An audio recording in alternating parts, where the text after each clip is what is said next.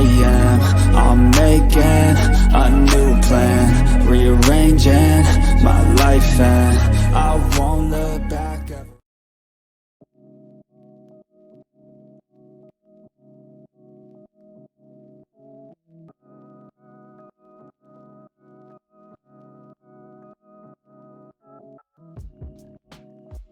Olá senhores, sejam muito bem-vindos a mais um vídeo no canal Coruja do Carvalho, e o vídeo de hoje é trazido a vocês através de uma doação de um usuário anônimo, e eis o que ele tem a dizer. Olá Coruja, seria a religião uma forma de coping? Quando nós humanos somos jogados neste planeta, sentimos uma experiência de desamparo e incertezas. Como você mesmo disse, a maior incerteza seria sobre o que nos acontece no pós-morte, o que nos deixa extremamente ansiosos. E o pior, parece não haver objetivo ou sentido claro em nossas vidas. O fato do ser humano possuir um grau de consciência relativamente elevado também contribui para essas crises existenciais. Sendo assim, ter consciência desses fatos nus e crus torna a vida um tanto intancável. Então faria bastante sentido assumir que as pessoas se apoiam na religião como forma de tancar a vida neste planeta e dar um sentido a ela. O que acha deste meu raciocínio? Nesta linha, a religião seria um coping limitante ou edificante? Agora falando mais propriamente do tema de relacionamentos. Toda a narrativa do seu canal serve para mostrar que os relacionamentos amorosos são sempre desiguais, com favorecimento grande aos seres de luz. Por que razão um criador facilitaria tanto para um gênero em detrimento do outro? No Twitter você comentou também que um ser de luz só poderia se individuar com a ajuda de um homem. Por que razão um criador as faria dessa forma? Última pergunta, seria possível buscar individuação e sair da grande mãe mesmo que não haja um Deus? Por fim, deixo claro que não busco desmerecer a religião nem a imagem de Deus, só quero tentar buscar a verdade, mesmo que ela seja dura. Em todo caso, devemos buscar satisfação na vida e progresso pessoal. Abraços. Então, Anônimo, muito obrigado pela doação, foi uma generosa doação, tá? E muito obrigado também por esse assunto de vídeo que é bastante interessante. Lembrando a vocês, senhores, que se quiserem fazer uma doação ao canal e ajudar aqui o conteúdo, né, a crescer, fazer um investimento no canal realmente, e como recompensa escolher um assunto de vídeo livre para que eu possa discorrer aqui no canal, o link para isso está aqui na descrição e no comentário fixado. E claro, se vocês quiserem apoiar o canal e investir nele de formas gratuitas, tá? Vocês podem sempre deixar um like caso tenham gostado do conteúdo, se inscrever caso não sejam inscritos, ativarem as notificações para não perderem nenhum vídeo, compartilhar o vídeo e, é claro, podem ficar aí à vontade na seção dos comentários, como sempre. Então vamos lá para esse assunto, né? Que ele é bastante polêmico, mas bom, meu canal ele é totalmente polêmico, né? Vocês podem ver aí os últimos vídeos, eu não tenho interesse nenhum de suavizar o discurso. Vamos lá, eu já fiz alguns vídeos sobre religião e espiritualidade, tá? Não só os que estão aqui no canal atualmente, mas os que estavam no meu antigo canal, tá? Que foi derrubado pelo YouTube, impedido de continuar, sofreu shadowban. Ele ainda existe, mas ficou pra reserva, né? Caso dê merda nesse aqui. Ele ainda tá lá, só que os vídeos foram removidos e estão no Odyssey.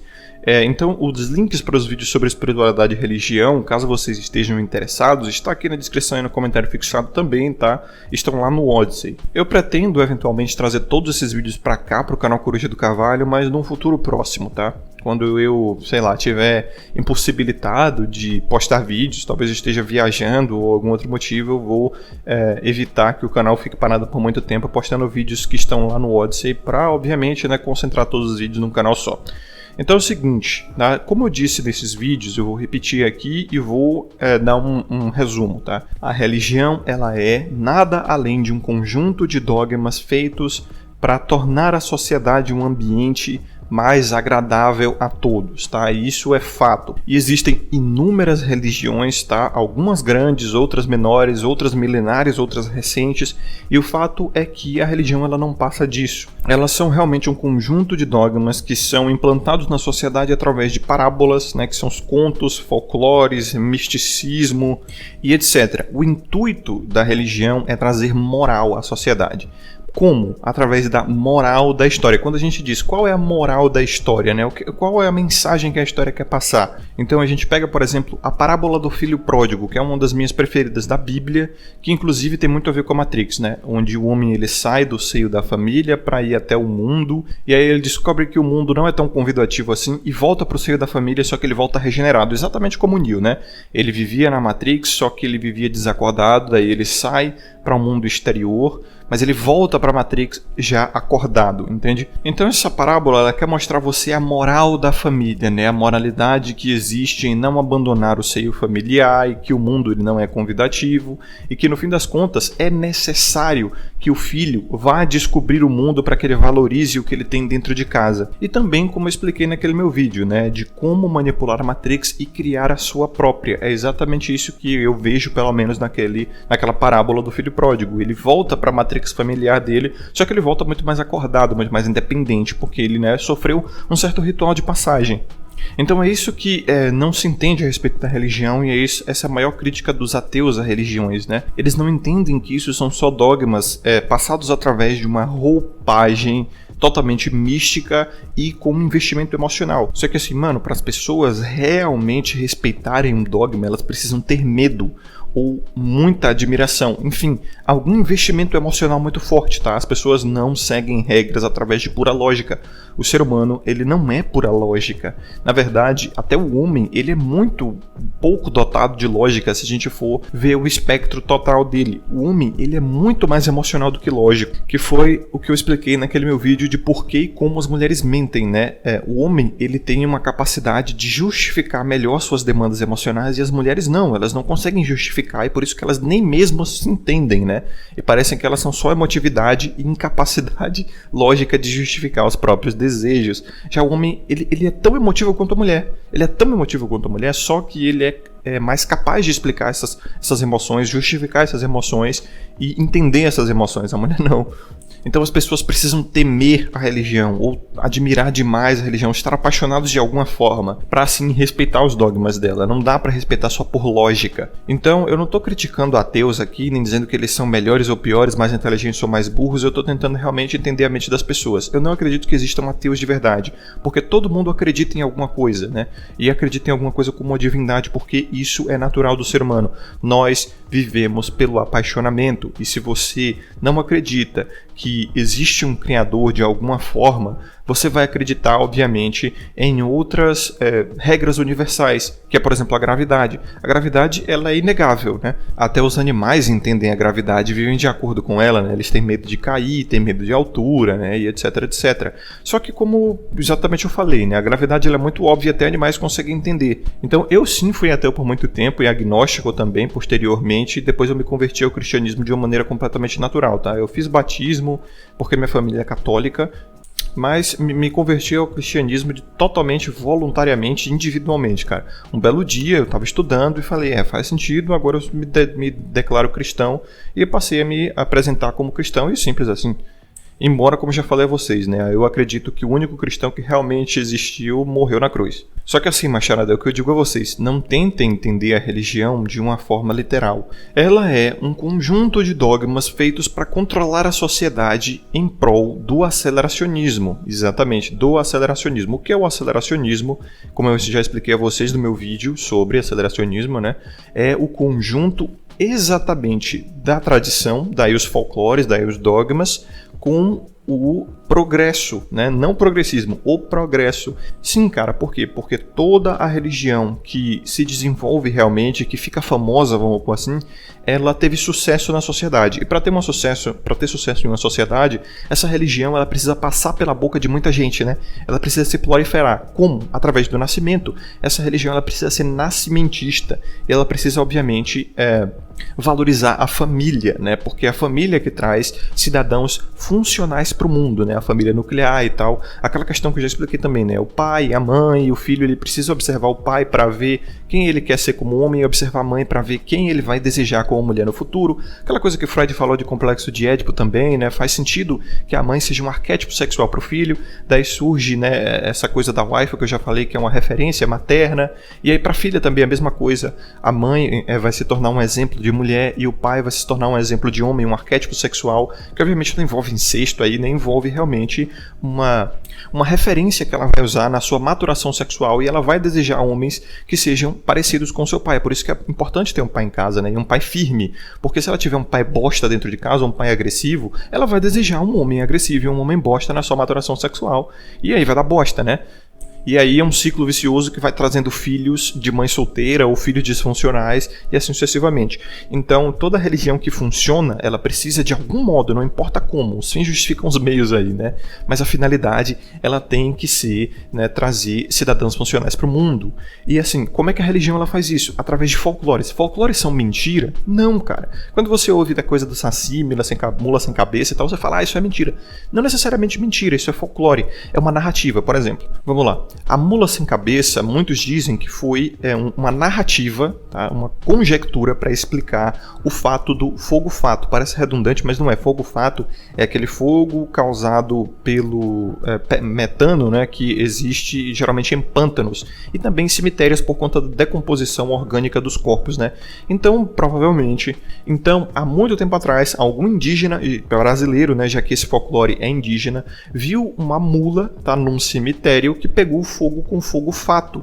E aí atribuiu-se a ela o fato dela estar sem cabeça, porque provavelmente o fogo pegou na cabeça do bicho, né? Porque ele estava provavelmente comendo, né, as plantas que absorvem esse gás com as suas raízes do cemitério, né, que vem da decomposição dos corpos, e aí pegou fogo na sua cabeça. Num dia quente acontece, o metano ele é muito inflamável, num dia de sol acontece de rolar fogo em pântanos, né, porque o pântano ele é mais molhado, então não acontece tanto fogo em pântano, mas em cemitério sempre tem fogo-fato. Você pode jogar no Google aí e você vê que em dias quentes realmente rola fogo-fato em cemitério. E o fogo-fato ele é mais azulado, meio que a cor de almas ou espíritos assim. Então quando você vê a mula sem cabeça aí no Google mesmo, as imagens, quase sempre vai ter um fogo azulado na cabeça. E ela é atribuído como um morto-vivo, né? Porque ela tá sem cabeça e tal, então ela é como se fosse um zumbi. Por quê? Porque ela estava no cemitério e tal. Então provavelmente o indígena, né, construiu essa narrativa através de uma coisa que ele viu. Então, assim, o folclore, ele não é necessariamente uma mentira, é uma narrativa através do telefone sem fio, como eu já falei. A história humana, ela foi muito construída oralmente, né? Então, quando a gente conta uma história, a gente quer sempre exagerar essa história. Às vezes nem é nossa intenção, as nossas emoções, né, aumentam a história e tal, e aí vai passando de um para o outro, a história vai se exagerando quase que sozinha, né? Então é isso, o folclore, ele não é necessariamente mentira, é uma narrativa. Pode ser exagerada, pode parecer fantasiosa, mas é isso. E ela traz uma moral. Como o saci, como o curupira, essa coisa, cara, não abuse da floresta, não abuse dos animais, porque o saci e o curupira vêm pra te sacanear, entendeu? Não fique sozinho, porque o saci e o curupira vêm também pra te sacanear. Então não ande sozinho, porque senão você vai ficar perdido e tal. Então o folclore, ele também é muito usado com crianças, né? Para evitar que as crianças se comportem mal, para que elas não vão para longe dos pais e tal. Então o medo é muito importante nas crianças, porque elas obviamente são subdesenvolvidas, né? E elas têm muito medo, tá? A criança é muito medrosa porque elas não conseguem se defender sozinhas, então o medo é muito mais forte nelas para que elas deem mais valor à própria vida, né? O homem ele não tem tanto medo, a mulher é tão medrosa quanto criança, a gente sabe. O homem ele não tem tanto medo porque ele é formiga operária, ele tem que morrer em prol dos outros mesmo, então o homem ele é mais corajoso naturalmente. Já a criança, ela é o motivo da humanidade estar aqui, né? Elas são o futuro da humanidade, então elas precisam ser providas e protegidas e elas precisam se defender muito. Então o medo, ele é uma estratégia de, obviamente, sobrevivência, né? Muito forte em subdesenvolvidos, independentes, crianças nesse caso, mulheres. E as crianças, como eu falei, elas são o futuro da humanidade, né? Então quando elas ouvem isso do pai e da mãe, elas passam isso para os filhos dela. E aí, meu irmão, telefone sem fio e tal. E é assim que nasce uma cultura, tá? A cultura é o que o ser humano cultiva ao longo das gerações, daí o nome. Então vem aí religião, dogmas, folclore, etc, etc. E é claro, eu entendo a religião de uma maneira prática e não dogmática mais. Eu entendo que ela vem através de folclores para ensinar as pessoas a moral das coisas, para ensinar as pessoas o valor da família, respeitar pai e mãe, a moral civil, né? Porque é isso que constrói a sociedade. Então uma religião, para ela se tornar realmente bem-sucedida, ela precisa funcionar na sociedade por muito tempo e obviamente, permitir que as pessoas se reproduzam, né? Para uma religião ter sucesso, ela precisa se proliferar, e ela se prolifera através de fazer filhos. E é por isso que o cristianismo é a religião mais famosa que existe, e ela é tão nascimentista, ela dá tanto valor à vida, ao casamento, à família, entendeu? Porque é isso que faz a sociedade se reproduzir. Pô, você vê lá no Velho Testamento, logo no começo, né, a coisa dos patriarcas e tal. Deus prometeu a Abraão que ele seria, os descendentes dele, né, seriam tão incontáveis quanto as estrelas do céu e os grãos de areia na praia, não é isso? Ou seja, foi exatamente por isso que ela conseguiu inspirar os seguidores, né? O cristianismo conseguiu inspirar os seguidores a terem tantos filhos. Esses filhos aprenderam o cristianismo, passaram para seus filhos e assim se proliferou, entendeu? Então, por que eu sou cristão e por que eu acredito que o cristianismo ele é aceleracionista? Porque o cristianismo ele usa os fins para justificar os meios, de uma maneira bem maquiavélica mesmo, né, no sentido filosófico da palavra. Então, quais são os meios do cristianismo? Através de dogmas, de folclores, de contos, através da Bíblia, através de, sim, muito apaixonamento na imagem de Jesus e na imagem de um grande Criador, levar a uma finalidade que é o aceleracionismo na sociedade, levar a sociedade, obviamente, ao desenvolvimento, tá? Mantendo as tradições, tá? Levar ao progresso. E o progresso, obviamente, do ser humano é o que? Ter filho, irmão. Se não tiver filho, a nossa espécie não se prolifera, né? Nem existe, na verdade. Então, é daí que eu vejo o aceleracionismo no cristianismo, tá? A finalidade é o progresso, obviamente ordenado, não é progressismo. O progressismo é o progresso desordenado. O progressivismo, como eu gosto de chamar, é o progresso totalmente ordenado, né, dentro do aceleracionismo.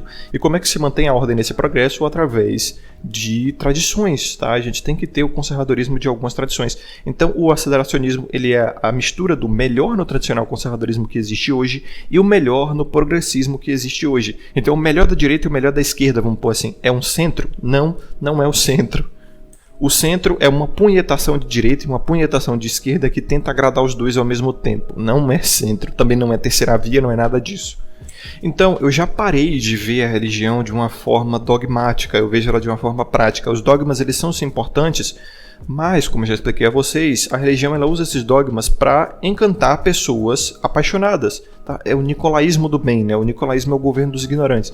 Cara, existem pessoas que querem acreditar em alguma coisa porque não conseguem criar para si mesmas uma lógica funcional para a própria vida. Elas precisam de um rumo, tá? Muitos de vocês estão procurando um rumo. A crise da masculinidade ela vem por causa disso, porque seus pais não foram presentes ou não foram bons o suficiente e não deram a vocês um ritual de passagem que dá um rumo à vida do homem. E agora o rumo natural, né, que a sociedade impõe aos homens é ser pai, é se casar, é ser miqueinha, é ser marido de mãe solteira e criar filho dos outros e tal. Então, como eu expliquei a vocês naquele vídeo da importância de sofrer por uma modernete, né? Cara, se você não teve um homem iniciado e forte para te impor um ritual de passagem, a sua biologia ela vai exigir um ritual de passagem porque já está incrustado na biologia do homem, tá? Essa cultura do ritual de passagem. Então, por isso que o adolescente ele faz tanta bosta. Por isso que eu expliquei lá o fato do jovem atirador de Aracruz lá, né, o assassino, que ele estava procurando um ritual de passagem e aí o jovem sem um rumo ele faz besteira. Eu também quando jovem eu fiz muita besteira à procura de um ritual de passagem que eu não sofri. Então meio que o que restou de ritual de passagem para os homens foi sofrer na mão de mulher, mano. É isso aí, as mulheres elas dominam a sociedade e elas estão obviamente organizando os rituais de passagem agora, né? Numa época androcêntrica eram os homens que faziam isso, numa época genocêntrica as mulheres que fazem isso. E o ritual de passagem delas é obviamente algo completamente egoísta, porque as mulheres elas são assim, elas são como crianças, elas precisam cuidar mais de si e dar um dane-se para o resto do mundo, porque elas são tão imprescindíveis quanto as crianças para o futuro da espécie e elas são tão dependentes e subdesenvolvidas quanto as crianças. Então elas precisam ser tão egoístas quanto as crianças são, né? Tão narcisistas quanto as crianças são. Então, irmãos, a sociedade sempre foi assim, tá? A grande maioria sempre foi blue pill, sempre foi escrava. Isso é uma forma de casta biológica, como eu expliquei a vocês também naquele meu vídeo de alfas e betas por natureza. Existem homens que nasceram para ser governados e outros que nasceram para governar, tá? Isso, eu sei que é uma situação bigodista, né? Uma citação nazifascista. Na verdade, não é uma citação nazifascista, é uma citação aristotélica, mas que ficou mais famosa por Joseph Goebbels e Hitler, né? Infelizmente. Mas Aristóteles foi o primeiro homem a citar isso. Existem os que nasceram para governar e os que nasceram para ser governados. É simples assim, isso é uma regra natural, é um axioma, é algo inegável, vocês conseguem observar isso. Existem os peões e existem os controladores desses peões. E se você não controla os peões, você é inevitavelmente um deles, não tem para onde correr. Isso é uma regra natural humana, tá? Não, é inegável isso. É por isso que a gente atribui muito à elite o fato deles serem os governadores do mundo, né? E aí surge essa conspiração mesmo, uma coisa novamente folclórica aí, né, dizendo que quem governa o mundo é um grande satã, talvez os Illuminati, uma cadeira de homens ocultos que jogam xadrez 8D, né? Já saiu do 4D, agora é 8D com a sociedade, e nada no comportamento humano sai dos planos deles, né? MK Ultra e chapéu de alumínio e não sei o que. Aí que tá? O ser humano ele cultiva folclores, ele adora folclores. E os nicolaístas do bem, os que governam os ignorantes pelo bem, entendem isso. Eles entendem que é preciso governar a sociedade, porque se não houver um governo na sociedade, a própria humanidade ela vai buscar um folclore para si mesma e vai ser um folclore completamente desordenado, como é, por exemplo, essa coisa dos Illuminati. Então, os grandes sábios, tá? A coisa dos magos, lembra dos vídeos dos magos que eu falei dos homens na magia e no ocultismo? O homem na magia ele vai ser o mago e a mulher na magia ela quase sempre vai ser a bruxa, não tem essa de maga. É por isso que as mulheres não eram admitidas no clero, né? O clero ele é o arquétipo do mago, né, irmão? Que eu falei naquele meu vídeo dos ciclos humanitários, dos sacerdotes, guerreiros, comerciantes e escravos, coisa que o Raccoon também citou naquele vídeo dele, que ele cobriu o livro O Destino dos Impérios, que está no canal Red Pill Classic do Kodama, link na descrição e no comentário fixado também, tá? Esse vídeo é incrível, é um dos vídeos mais incríveis do Raccoon, na minha opinião, e ele cita lá que toda civilização grande o suficiente, ela passa por 4 períodos cíclicos. Sacerdotes, guerreiros, comerciantes e escravos. Eu expliquei melhor esses ciclos aí num vídeo meu que está lá no Odyssey, link na descrição e comentário fixado também. Então os sacerdotes, eles são os nicolaístas do bem, eles são os magos, tá? Ele é o alto clero, eles são o alto clero na verdade. Esse alto clero, ele vem para entender a humanidade, e a humanidade ela é assim, ela quer sofrer um ritual de passagem, os homens nesse caso, né? As mulheres elas querem certa coisa e elas vão procurar essa certa coisa, né? Ela precisa satisfazer a sua hipergamia, os jovens, né, precisam de alguma coisa para seguir e as pessoas precisam de um mito, tá? De um folclore. Se você não tem um mito dado pela sociedade, você vai criar um para você. E se você cria um para você, você pode ser um mito funcional ou um mito disfuncional.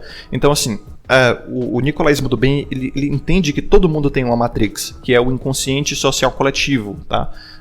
Do Jung lá. Então, os sábios, os sacerdotes, eles vão entender isso. E vão tentar controlar a sociedade para o melhor possível, para o aceleracionismo, dominando essa sociedade para que tenham mais filhos, para que os filhos sejam funcionais, e aí tem que satisfazer pai e mãe, né? Tem que satisfazer homem e mulher para convencer eles a terem filhos. Como é que se convence um homem a ter filho?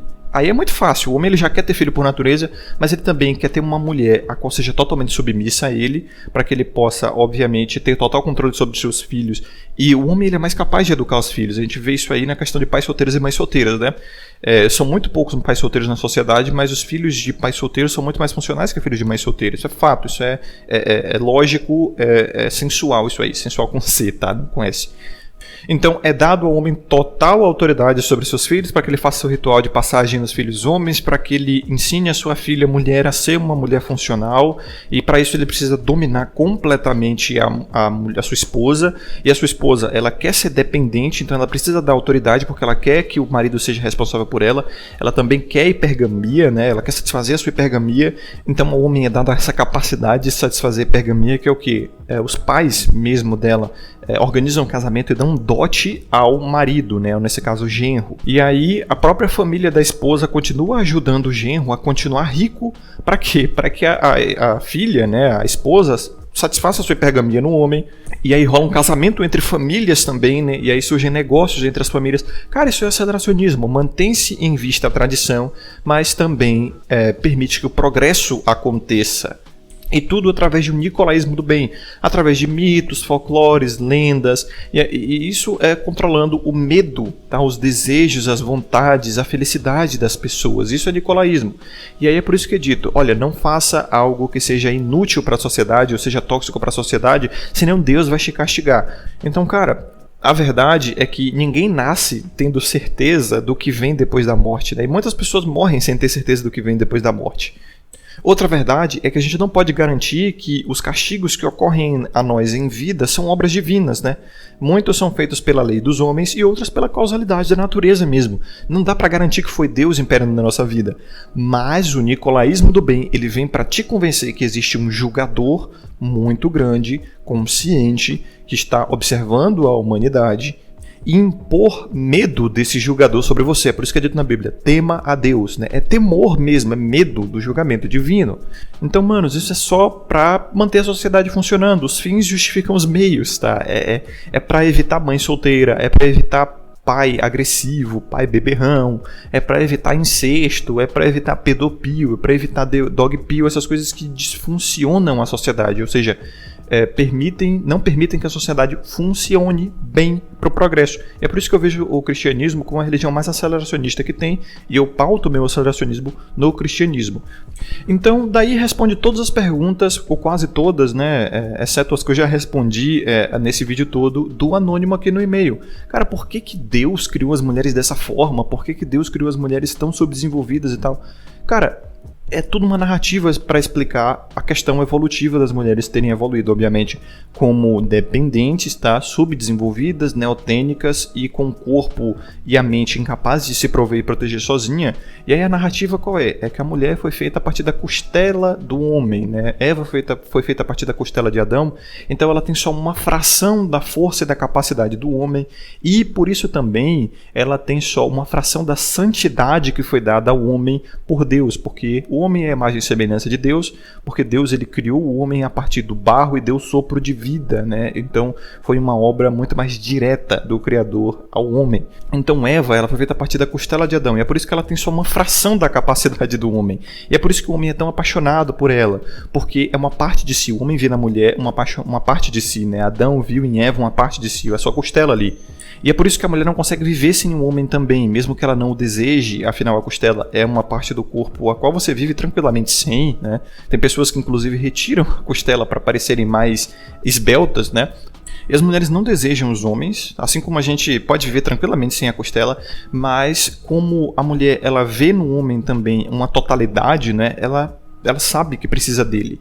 E, novamente, isso é uma fantasia, um folclore. O que é um folclore? Uma narrativa para explicar algo que realmente aconteceu. E o que aconteceu? O fato de que Deus criou o homem a partir do barro? Óbvio que não, isso é fantasia. Porém, o que acontece é que a mulher ela realmente precisa do homem, ela não o deseja, o homem não precisa da mulher, mas deseja, a mulher é mais subdesenvolvida que o homem, ela é mais incapaz que o homem. Então, esses são os fatos que, obviamente, criaram uma fantasia ao redor deles, que é a questão do folclore, entendeu? E isso é um meio que justifica a finalidade do quê? Da subserviência da mulher em relação ao homem, a família nuclear, pai e mãe, enfim, todas essas coisas. É assim que eu vejo a religião, tá? É assim que os sábios viam a religião, eles criaram a religião a partir disso. Eram assim que os magos, o clero, realmente o alto clero via a religião. Então, a galera de baixo, o clero, os peões, eles precisam ser governados. E o governo religioso, ele tem que ser o governo do bem, porque o governo do bem é que faz com que a sociedade se prolifere e a religião também se prolifere junto. Então é por isso que o nicolaísmo do bem, né, vai ser intrínseco a qualquer religião que realmente se proliferou. É isso, cara. As pessoas precisam ser governadas. Elas querem ser governadas. Tá? As pessoas elas não querem ter responsabilidade sobre a própria vida. Elas querem atribuir essa responsabilidade a outras pessoas. Então, os sábios, eles são maquiavélicos do ponto de vista filosófico e são também práticos, né? Pô, não tem como mudar, não tem como independer as pessoas. Não tem como você enfiar red pill por goela abaixo das pessoas, né? Então você fala, cara, eles querem ser governados? Beleza, eu vou governar eles, mas eu vou governar pelo bem, tá? Então existem nicolaístas do mal, com certeza. A gente tem vários exemplos de ditadores aí, né? Inclusive hoje em dia, Maduro, Hugo Chávez, Fidel Castro, né? A gente tem uma cacetada, Mao Tse Tung, o próprio Führer. Enfim, esses aí, irmão, são nicolaístas do mal. Os magos, os sacerdotes, os sábios, eles são nicolaístas do bem. E É o que eu tento fazer aqui, mais ou menos, mas eu não tento criar folclores e fantasias ao redor aqui, né? Eu tento explicar a vocês. Eu não quero ser tratado como sábio, nem como mago, eu não quero ter esse nível de autoridade, nem esse nível de responsabilidade, tá? Como eu disse, esse canal aqui é canal de opinião, eu só dou eu compartilho a minha mente com vocês através de um diário, é só isso.